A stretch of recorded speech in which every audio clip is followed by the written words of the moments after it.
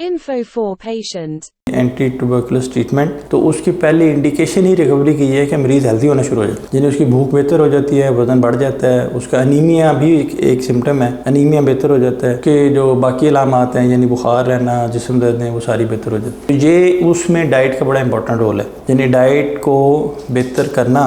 जब ट्रीटमेंट शुरू होगी तो उसको भूख लगेगी तो डाइट भी बेहतर हो जाएगी। तो उसमें सारी ही कार्बोहाइड्रेट्स, प्रोटीन्स, फैट्स जो भी पेशेंट इजीली डाइजेस्ट कर सकता है उसको बिल्कुल करना चाहिए, बढ़ाना चाहिए। और इसमें टीबी की दवाई के साथ साथ मल्टीविटामिन्स भी दिए जाते हैं। आंतों की टीबी फेफड़ों की टीबी से किस तरह मुख्तलिफ है? एक तो यही जो मैंने अलामात गुजारिश की हैं, यानी अब फेफड़ों की टीबी होगी तो मरीज़ को एक सेट है कंस्टिट्यूशनल सिम्टम्स का और एक है जो उस ऑर्गन के अपनी सिम्टम्स हैं। यानी फेफड़ों की टीबी की सिम्टम खांसी से होगी, खांसी या ब्लड में खून आना जिसको मोप्टोसिस कहते हैं, छाती में से आवाज़ें आना, रोंकाए। तो बाकी जो सिम्टम है जिस तरह बुखार है, वजन कम होना, भूख न लगना, जो जिस्म में दर्दें, नाइट स्वेट स्पेशली रात को जो बुखार हो, तो ये सारी अलामात दोनों में मिक्स हो सकती हैं। अब जो पेट की अपनी अलग अलामात होंगी उसमें पेट में दर्द, उसमें डायरिया या कभी कब्ज़ हो जाना, कभी पेचिश लग जाना, ब्लड पखाने से खून आना, ठीक है, पेट फूल जाना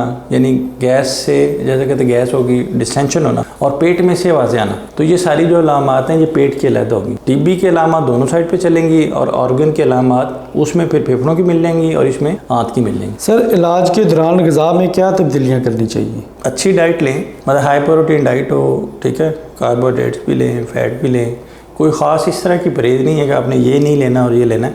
बेसिकली अगर उसको यानी आपने सर्जरी कर दी और पेशेंट रिकवर हो गया, जो उसकी सिम्टम्स ही आपने टीबी की दवाई शुरू कर दी, तो वो जो डायरिया है वो ऐसा ऐसा सेटल होना शुरू हो जाएगा, उसके पेट की दर्द सेटल होना शुरू हो जाएगी, उसको जो डिस्टेंशन है, पेट फूलना, वो बेहतर होना शुरू हो जाएगा।